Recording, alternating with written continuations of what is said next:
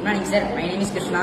நான் JSP எலக்ட்ரானிக்ஸில் first level முடிச்சிருக்கேன். இன்னைக்கு நான் பண்ணியிருக்க ப்ராஜெக்ட்னா ஆட்டோமேட்டிக் ரோபோட் கிளீனர். இது வந்து எப்படி ஒர்க் ஆகுதுன்னா, இப்போ உங்கள் வீட்டுக்கு ஏதாவது கெஸ்ட் வந்திருக்காங்கன்னா, நீங்கள் வந்து உங்களுக்கு உடம்பு சரியில்லை அந்த டைமில் நீங்கள் உங்கள் வீட்டை க்ளீன் பண்ணணும்னா ஏதாவது லேபர்ஸ் தான் பண்ணணும், அதுக்கு அமௌண்ட் செலவாகும்.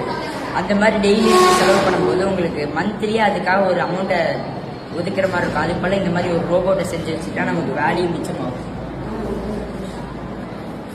ரோபோட் வந்து எப்படி ஒர்க் ஆகுதுன்னா, லித்தியம் அயன் பேட்டரியில இருந்து L298M அப்படிங்கிற மோட்டார் டிரைவருக்கு சப்ளை போகுது.